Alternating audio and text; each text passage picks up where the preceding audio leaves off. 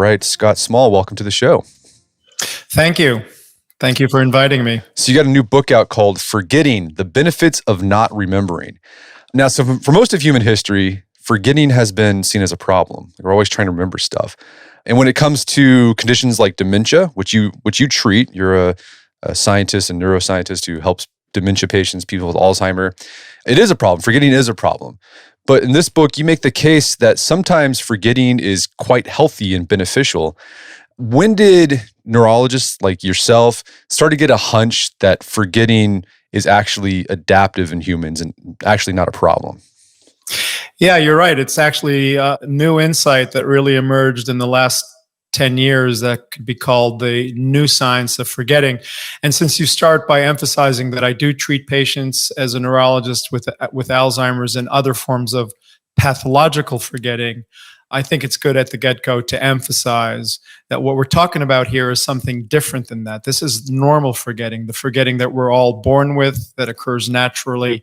Yet, as you point out, everyone complains about it. I trained in basic science of memory and forgetting, and it's always been the case that more memory is better and forgetting should be fought tooth and nail, even normal forgetting. And that's what's been corrected by the new science of forgetting that really emerged mainly in the last 10 years or so. So it's fairly recent then. Yeah. Okay, so before we get into the benefits of forgetting, I think it would be useful to get a big picture overview of how memory works, because that will help people understand the role of forgetting in memory. I think a lot of times people think that memories are they're just things in your brain, like in a specific spot in your brain. And it's kind of like that, but kind of not. Yes, it is kind of like that and not exactly. So, memories are distributed across our cortex, our brains, but there are central regions of the brains that can be considered hubs where most of the mechanics and action of memory happen. So what are those hubs? So let's walk through like how, whenever a memory is formed, what goes on? Like what parts of the brain are involved in that? Right. And here I could use an analogy, which is really not a coincidence, because after all, computer scientists needed to solve the same problems with how to store, retrieve, and encode memories in our computers as we do in our natural computers, otherwise called our brains. And so one way to simplify and understand these hubs, and this is exactly the simplification I use when I teach trainees, medical students, neuroscientists in training, is if you think about typing something onto your screen, onto your computer screen, you then need to save that information. You do that by click save, right, on your app. That shifts that information from your short-term memory, your screen, to your long-term memory, your hard drive. And then if you come back tomorrow and want to edit that document, you need to then click open and retrieve that information. And so fundamentally, the management of memory requires an ability to save information into a hard drive and to retrieve it. In essence, our brains have three regions, hubs, that are really dedicated to that function. And I can list them if you thought that would be interesting. Yeah, it would be interesting. So what are the three hubs? Like what hubs do they go through? So the save function in our brain is generally localized to a structure that I think many people are starting to hear about. It's called the hippocampus. We have two of them. They're nestled deep in our brains, right deep in our temples, if people want to know spatially where it's located. The retrieve function is more or less in the prefrontal cortex, which is right behind our foreheads. And then the hard drive as a hub is mainly towards the back of the brain, right at the top of the skull. Below it, there are a series of regions that store most of the memories that we think about when we think about memory. Obviously, memory does a lot of things, learning to ride a bicycle and things. But when we talk about, thinking of a name and a face and where we were yesterday, that's the hard drive where these memories are generally stored. Gotcha. And so kind of walk through, like, say you want to memorize, say you're a student and you're memorizing dates for a test.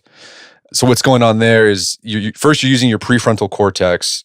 Maybe it's in your short-term memory, and then your hippocampus ideally would take that information, save it to the posterior area That's right. Okay. That's right. That's exactly right. And that's why you need, mainly when you're learning new information, the most important part of this blueprint, the simplified blueprint, is you need your hippocampus to be firing on all cylinders so you could save that information. And just think what would happen if you would type out all the dates on your computer screen and then, God forbid, the lights go out, the electricity goes out, you turn off your computer before you hit click save, that information is gone. There's no way to retrieve it in the future. We do that all the time, though. Like, we memorize things so that we just need to know it for like 3 minutes. And so that's I guess it's called working memory. It's like in your prefrontal cortex. It's like typing something out in a Google Doc, but not hitting and you just leave it on the screen, but you don't hit save. And then as soon as you're done with it, you just forget it because you no longer need it. Yeah, that's a great way to describe it. And it is called the working memory. And I'm not sure if this is too much information, but that's why actually when people say short-term versus long-term memory, it's generally true just because of the real life. But in principle, if I type something on a screen and I walk around with that screen on for days, that memory is still there. But if you wanted to turn off your computer and equivalently divert our attention to something else and then come back to that document, you need to be able to save that information in your hard drive. And then when memories are stored, whether, talking short term or long term in that posterior area, is there something going on with their neurons where, they're wiring together to form that memory? Yeah, and that's a great way to sort of zoom in a little bit deeper. If we just describe the sort of blueprint of how a computer shifts information around for memory, ultimately that information is stored in bits, right? And so the brain has its own equivalent of bits of information, and that is the tips of our neurons. And the tips of our neurons, basically neurons communicate with each other. They can communicate more strongly or more weakly. And the way they strengthen connections is by growing their tips, much like a good metaphor is the way trees can grow leaves or grass, blades of grass grow. That's very similar and actually visually similar to what happens when we remember something. The tips of our neurons in the posterior area grow, and therefore the connections have strengthened. Okay. All right. So now we know how memory works. So it goes through this process, starts in the short-term memory with your prefrontal cortex. If our brain decides we need to remember this for a long time, the hippocampus will kind of transfer that to the posterior area. If the brain decides, no, you don't need to know this stuff for a long time, you just forget it. So that's the process. Where in this process can forgetting occur? Right. So forgetting, the normal kind of forgetting occurs mainly in the posterior area, as we described. If a memory can be defined in a very simple sense, caused by the strengthening of neurons, the tips grow. Forgetting is just the opposite. The tips wilt back down, and that memory is therefore forgotten or weakened. Gotcha. So this is a problem of the hippocampus? Is there something going on with the hippocampus that causes stuff to not get strengthened in that posterior area? Is there like a transfer problem? There could be a transfer problem. And what we're talking about now is exactly what we do in our clinics when someone presents to me and says, I have worsening forgetting. That, if you can just intuitively understand now, that could be because the hippocampus didn't allow the posterior cortex to strengthen the connections across neurons. It could be because the cortex itself in the posterior area is somehow, the neurons there are sick, malfunctioning, or it could be because the retrieval process is dysfunctional. So basically that's, when a person presents to us, they're not expected to know the anatomy and to say, my hippocampus is malfunctioning.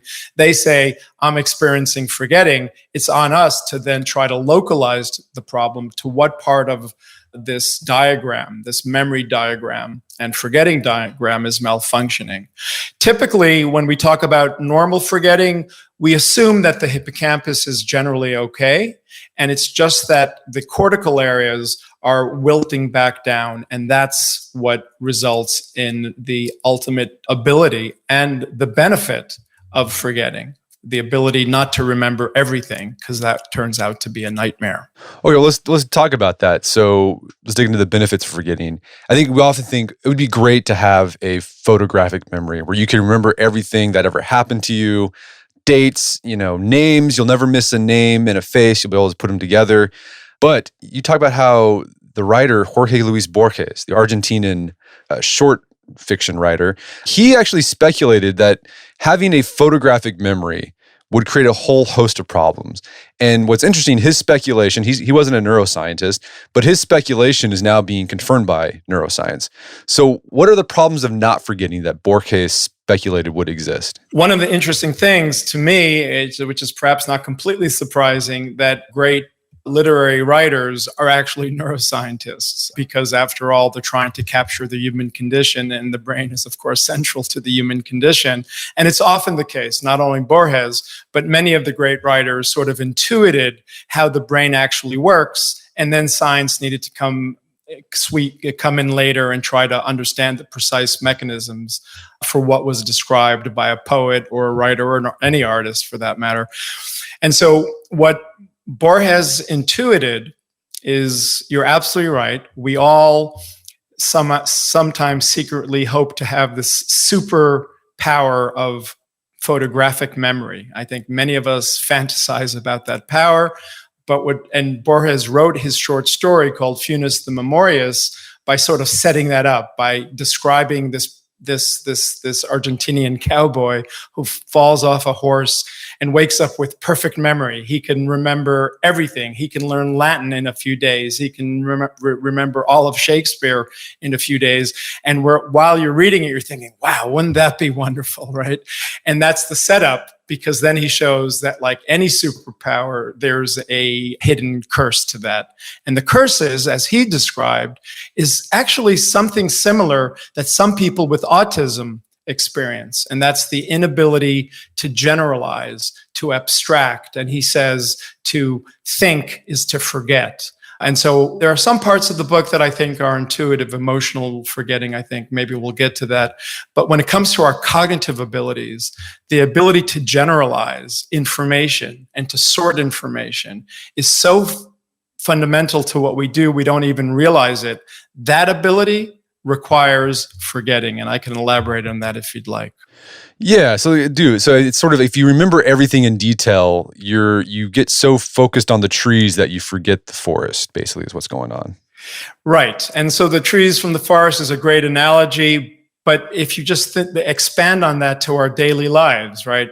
You saw someone this morning, that person was seen in a particular light, shading. That person might have worn different hats or makeup or facial hair. In the evening, that same person appears very different. Your visual cortex factually sees something very different just on lighting alone, but maybe different attire, glasses or not.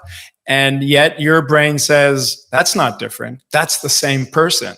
And that is the ability to generalize. And that ability, computer science has taught us, requires forgetting. And so back to Borges, he talks about how Funes was confronted, even seeing himself in the mirror in the morning and in the evening seemed novel and different.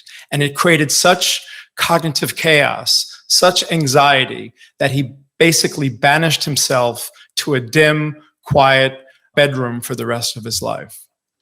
Well, and you talk about that. One of the ways that people with varying degrees of autism do to cope with, because they see the trees and not the forest, is that they'll create a routine for themselves so that things are the same. I mean, they don't have what happens to that cowboy won't happen to them.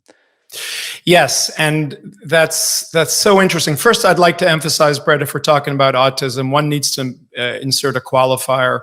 There's a whole debate about autism. Is it biodiversity? Is it a disease? Is it one disorder or many? I, in that chapter, relied on an expert in autism to really make sure that I was getting this right, and I'm certainly sensitive to those views. But it is interesting that Leo Kanner, who was the physician who first coined the phrase autism in the 1950s, writing 10 years after Borges, and I'd love to know if they met because Bohr has actually traveled through the United States. I doubt it. But Leo Kanner's first paper was basically autism is a problem of seeing the whole from the parts. And that is the trees from the forest issue. And so if you think about the inability to, if you have no forgetting and everything is novel, right? That could be exciting. And I describe my own experience going to New Year's Eve one night here in New York, full of cacophony and chaos. And it was exciting. But after a few hours, it became a little bit anxiety provoking. It was nice to come back to my quiet apartment. And imagine what life would be if everything was novel, even people you know, even apartments you know. Every little change provokes novelty, which would then result in an anxious state. And that's one of the reasons why some people with autism like to insist on sameness. All right. So one first benefit of forgetting, it allows us to generalize, which reduces anxiety about seeing novelty all the time. All right. So that's one benefit.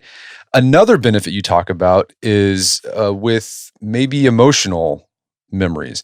And you use your own experience as a starting off point to talk about this, particularly with PTSD. So you're from Israel, and like all Israeli citizens, you served in the military because you're required to, and you actually took part in a pretty heavy, gruesome battle. And you use that experience that you had as a jumping off point to discuss how PTSD can be seen as a problem of too much memory. Walk us through that idea. Yeah. So until now, we've really been talking about factual memory. So faces and names, that's facts, right? We want to be able to associate a face and a name. But now to get into PTSD and the emotions, we need to then insert a third domain here or another domain, and that's emotions. So imagine walking down on the street and seeing a bully that you've confronted before. You'll not only remember that person's face and name, but you'll also remember the previous emotionally charged experiences. And that relies on the exact same mechanisms, generally the same regions of the brain we discussed in laying down that information, the face and the name and the emotional association. And so that is a part of the forgetting mechanisms and the benefit of forgetting mechanisms that I think people intuitively understand. People know that it's not good to perseverate over emotional memories too much because that could be disabling. And you're right. In that chapter, I start with, if we said before that autism could be debated whether it's a disorder or not, there's no question that PTSD is a disorder, and there's no question that PTSD is fundamentally a disorder that is characterized by an inability to emotionally forget normally. It's a disorder of too much emotional memories that burn too hot. And I use my own experience, and I'll quickly add, if you don't mind, some contextualization, that I had some resistance because it was such an intense battle and because I tend not to think about it that much. I didn't want this book to be too much about me. But as I was talking to the PTSD expert at Columbia, who was my guide through that book, he said he knew about my experience. He says, well, why don't you write about your experience? So I resisted. I got permission from my military friends, and I did.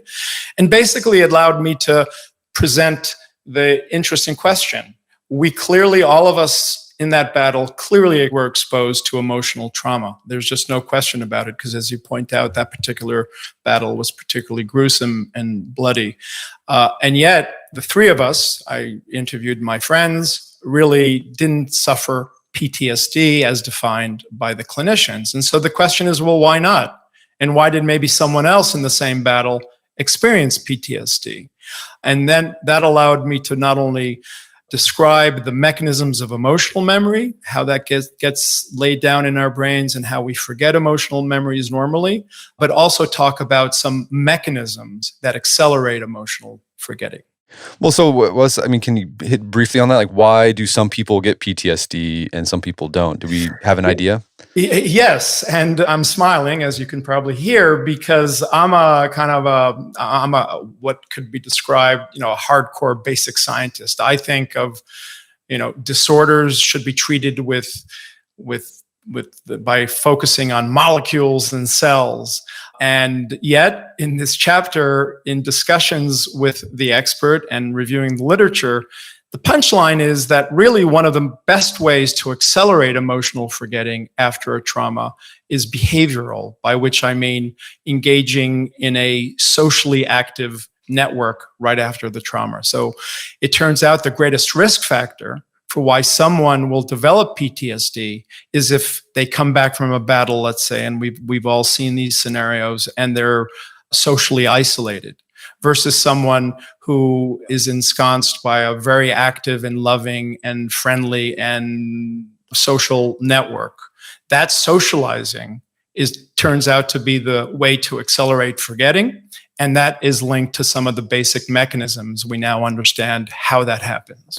When you talk about in your own experience, after the battle, there was a period where you and your unit were just kind of cordoned off from everybody. And you just had this period where you're just with yourself, where you could I guess it sounds like you kind of processed what you went through, not directly. It wasn't like you were sitting down in like group therapy, but in your own way, you're able to process what happened to you during the battle. Right. And that actually the PTSD expert glommed right onto that to illustrate what I was just saying before, because the battle happened. We were then sent back to our unit in northern Israel, and we all lived together in this sort of social environment. It was very social. And frankly, we were 18, 19-year-olds. We engaged in macabre humor. We laughed. And so it wasn't as if we were engaged in sort of psychodynamic therapy, but by necessity, given that context, we were engaged in all this socializing that the PTSD expert explained is a way to sort of bathe out the bloody ooze of our emotional memories. So never forget the details, and that's not what I'm arguing, and no one should ever forget bad things that happened on the facts, but it is beneficial to try to turn down and let go of the emotional component. And letting go is just another one of the many colloquial terms that turns out to be forgetting. We've had experts on PTSD before who've talked to veterans particularly. And one theory that I've heard, I haven't seen it confirmed by any research, but it's speculation, is that one of the reasons why we're seeing more PTSD amongst modern veterans is that they can get from like the battlefield to home a lot faster. You could be in Afghanistan one day and the next day you're back home going to the grocery store. So there's and like before war was like you'd have to march there and it'd take a long time to get back after the battle. So you'd have that time to decompress. The nature of war today, you really don't get that decompression time. You're just like, well, you're in the battlefield, now you're civilian the next day. Right. And I guess it can cut both ways. I think the more important part is when you come home, what happens. And particularly, I think during Vietnam, we sadly know what happened. Many of these veterans came back and they were not necessarily accepted because of the political climate. They maybe went shopping, as you described, but they didn't have this supportive social network of love, laughter, and happiness. And that, again, I smile because these are sort of general terms. I talk way too much about love in a book for someone like me, but that turns out to be the case. And again, we know some of the underlying mechanisms for why that's important. One treatment that we know works for PTSD, but it takes a long time to do and has to be done under strict supervision, is exposure therapy. How does exposing yourself to the thing that triggers your PTSD. So if you're a veteran and you hear a loud noise, that might trigger that emotional response of there's a gunshot going off or there's an explosive going off. How does exposing yourself to that trigger over and over again dampen the emotional memory? Yeah, and exposure therapy is, of course, useful for PTSD, for some obsessions, compulsions, and phobias. And it very much links into the new science of forgetting. Because if we think back to the sort of simple view, you have two neurons. Imagine one neuron stores the emotional memory. This is, of course, a simplification. Another neuron stores the memory of the event. Now, every time you think of the event, there's a strengthening of that connection. The emotional valence is activated and you're disabled. What exposure therapy does is it overrides that by tapping into our forgetting mechanism. So you have a rebalancing of your memory because now that event, let's say, seeing a snake or thinking of the event during wartime is now being associated with something that's benign. And that is a great example of why normal forgetting is required at the molecular level. That'll take time. Because it sounds like what you're doing is you're laying a new track for a new connection.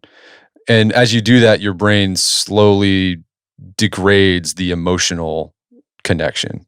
That's right, because that connection is no longer being strengthened, and you have the wilting back down of the original connection. That wilting is exactly the forgetting mechanisms we're talking about.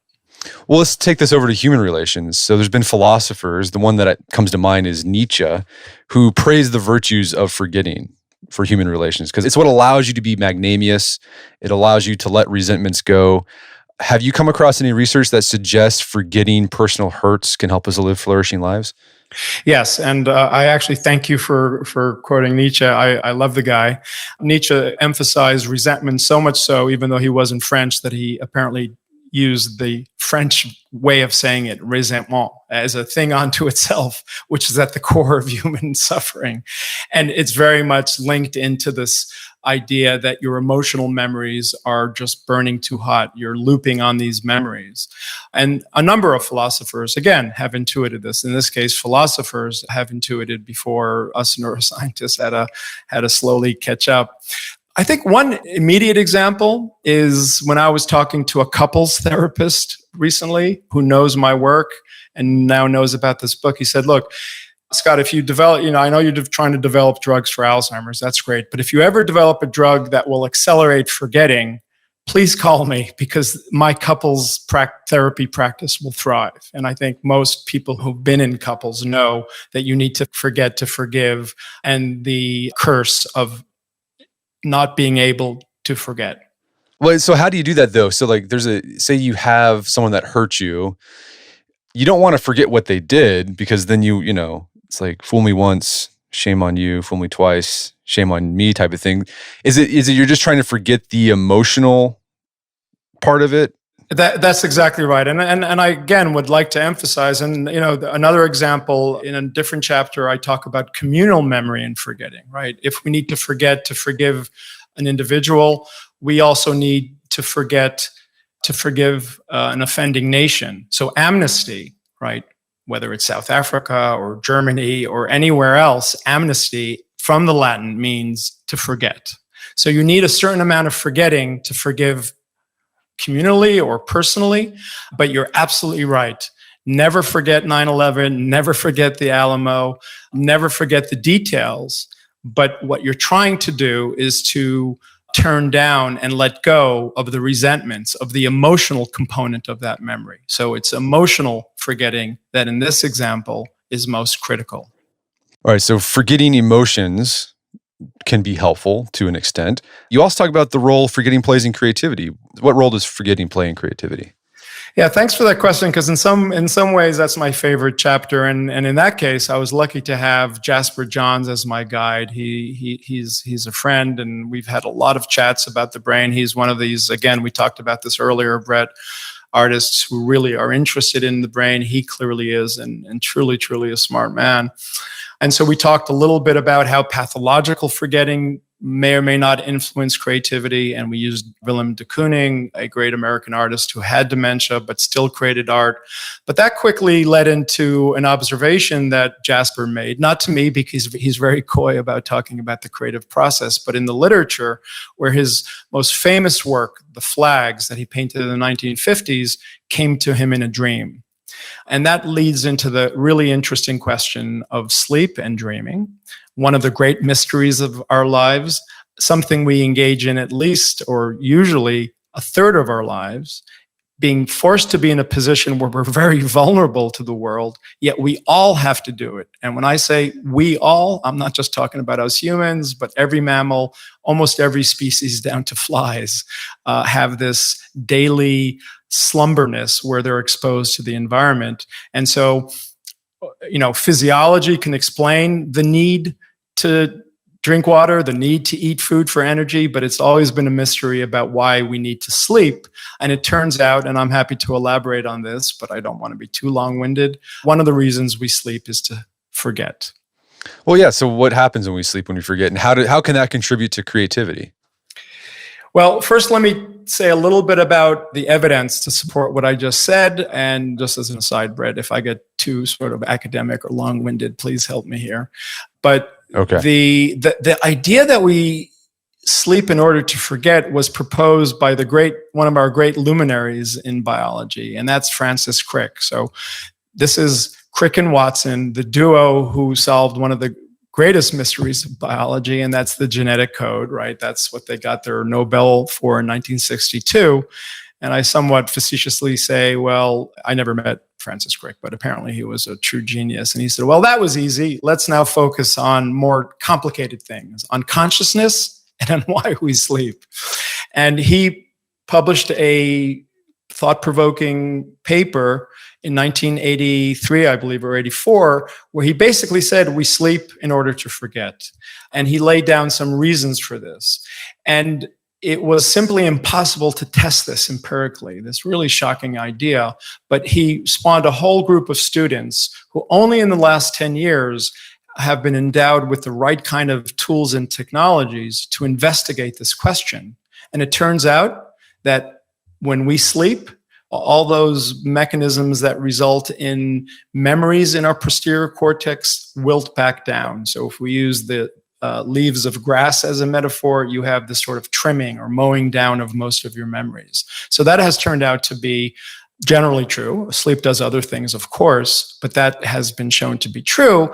And then researchers in creativity has shown that most creative types seem to function best in the morning. Most creative types across the spectrum, whether they're artists, scientists, journalists, and you can define who's creative or not, have this ability to create these unexpected associations between things. That ability to create unexpected associations requires forgetting. Because if your associations, your memories were stapled in steel, the kind of photographic memory we talked about earlier, there would be no looseness or play in those associations, and you would never have those eureka moments that define creativity. Well, I know the connection between sleep and creativity. There's one artist, Salvador Dali. He actually, one of the things he did this thing called slumber with a key, where he would take an afternoon nap and then he would hold a key in his hand and place like a pie pan beneath his hand. And he would doze off, and as soon as he slept, his hand would let go of the key would drop in the pie pan and it would wake him up. And so he's in this like in between sleep and awake state. And like he said, he got like his best ideas in that between awake and asleep state. Then he would just like paint or draw whatever he was seeing in his head at the time when he woke up. That's fascinating. I vaguely recall that. There's my forgetting, but one of the joys of having these interviews is people are now coming to me with all these examples. I'll look into that more deeply. If we talk, Brett, about how poets and artists really intuited things quicker than we have, Emerson, the great American poet, has this great line. I'm not sure exactly what he meant, but the line is, imagination is the morning of our mind and memory is its evening. This idea that memories moor our imaginations down with detail. In order to have flights of fancy, creativity, we are benefited by not having our creativity moored by memory. Another area where you talk about how forgetting can be useful is decision making, which this is counterintuitive because you'd think if you want to make a good decision, you need to know and remember as much information as possible to make the best decision as possible. But you've actually come across research that says, no, people who might have a bad memory, what we'd call a bad memory, tend to make better decisions. What's going on there? Right. And in that case, again, I was lucky to have Danny Kahneman, who's the Nobel Prize winner for decision making, as my guide. And it actually, there was a lot of discussion over this. And in that case, one really needs to go back to the diagrams or the basic anatomy of memory we were talking about earlier. You talked about frontal cortex, working memory. That is certainly critical for good decision making because you need your working memory to act like a juggler. You have multiple things happening simultaneously. You need to decide what's right or wrong. But on the hippocampal memory, what has turned out to be the case in some of the literature is that if you just know, and we all vary in our hippocampal dependent abilities, more or less. If someone knows just by experience, they don't maybe not know it's the hippocampus, but by experience, they know that they don't learn things very quickly. It takes them longer, right? In medical school and anything. They're going to be more what's called intellectually humble, because they're not going to trust their memory as much as someone who, and we all know that person who can remember baseball stats or cranial nerves or anything at the tip of their tongue. That person is more likely to slip on decision-making errors because they've learned to over-index their memories. And so this idea of intellectual humility, which is not meant to be a sort of moral judgment, it's just that a person whose hippocampus doesn't function as well as others just learns to take their time. And I use a line in the book, I think, where I say that in decision-making, the tortoise mind always beats the hare brain. Okay. And yeah, you use an example of a doctor that came to you who felt like, I'm having a hard time with my memory, or I've always had a hard time with memory, but he actually brought this, I seem to make better decisions than my colleagues.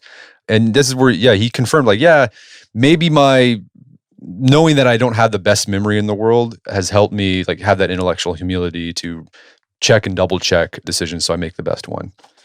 Yeah, and he came to me with that question, and he is a world-renowned infectious disease specialist. So, you would think he needs to know a lot, and he does, but he decision makes slowly. And, in the book, I do talk about not every profession has the benefit of slow decision making, right? An ER doc, a fireman, they need to make fast decisions, and the frontal cortex will win.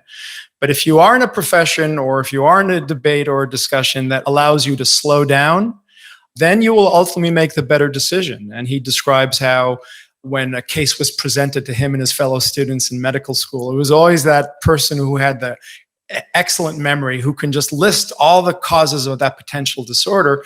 But then you come back 2 days later, because by necessity you need to order some labs, and he would more typically get the final diagnosis right because he was able to slowly think through the problem. And he felt he did it even more carefully with greater fidelity because he never trusted his memory. Okay, so I think by now, hopefully listeners who are listening to the podcast right now can be relieved that some forgetting is useful and beneficial, shouldn't freak out if they can't remember, put a name with a face all the time. But, you are a doctor who helps dementia patients. How do you know if your forgetting is drifting over to something pathological or maladaptive, like to dementia? Are there any signs that people should look for that might be a signal they need to go visit a doctor to get it looked at? Yeah, it's a great question. Also, for me to emphasize that this is not a book where I'm sort of poeticizing pathology. There's a silver lining to a disease. I can't say that because I every day confront the suffering of pathological forgetting, whether it's Alzheimer's or related disorders or even normal aging. And so, again, to reemphasize, there is a simple distinction between pathological forgetting and normal forgetting. The book really emphasizes normal forgetting. Now, as a rule of thumb, how does someone know if they have pathological forgetting? A simple rule of thumb is whether you notice that your memory is worsening from your own baseline. So if you're in your 20s, 30s, and 40s, you know what your memory is. It might not be as good as you want, but that's your normal balanced memory forgetting equilibrium. If you then, as you enter your 50s, 60s, and older, notice that your memory is worsening from that baseline, that's an indicator that something pathological is happening. It doesn't mean it's Alzheimer's. It could just be normal aging, but both of those are categorized as pathological forgetting. Gotcha. And then you want to go talk to a neurologist. And this is a process, like the way you describe it, I thought it was really useful how you just walk through the process. It's not like someone just goes in once and then you have Alzheimer's. It's, we got to take a look at this over an extended period of time, and then we can confirm whether it's Alzheimer's or not. Right. Although one day soon, if you worry that you have diabetes, you can get a blood test. Now, the blood test will be very informative, but it's usually the case. This is not me defending a physician's livelihood. This idea of a robo-doctor might happen, but it's not quite there. You need a test. A test tells you something. You need a doctor usually to put it into context. With Alzheimer's, we're not quite there yet, Brett, but actually there's a lot of exciting development in our ability to very soon, if not even now, use some fluids, whether it's spinal fluid or even blood, to help a doctor know whether someone has Alzheimer's versus normal aging, for example. But even then, it's going to be very important for a doctor to really sort of localize the problem in trying to sort through the different causes of pathological forgetting. Well, Scott, this has been a great conversation. Is there some place people can go to learn more about the book and your work? Well, my work, again, to emphasize, is primarily on Alzheimer's and aging. I direct the Alzheimer's Center at Columbia. We have a website. I'm easily found on the internet. I respond to all emails, at least I try to, so please reach out to me. I'd like to emphasize, Brett, if you don't mind, that a lot of the research that I focus on in this book was done by my colleagues. I don't really work necessarily on normal forgetting. And in the book, I do have an index where I cite some of the most important papers. Fantastic. Well, Scott Small, thanks for your time. It's been a pleasure. Thank you. Great questions. My guest today was Scott Small. He's the author of the book Forgetting. It's available on Amazon.com and bookstores everywhere. Make sure to check out our show notes at aom.is/forget, where you can find links to resources where you can delve deeper into this topic.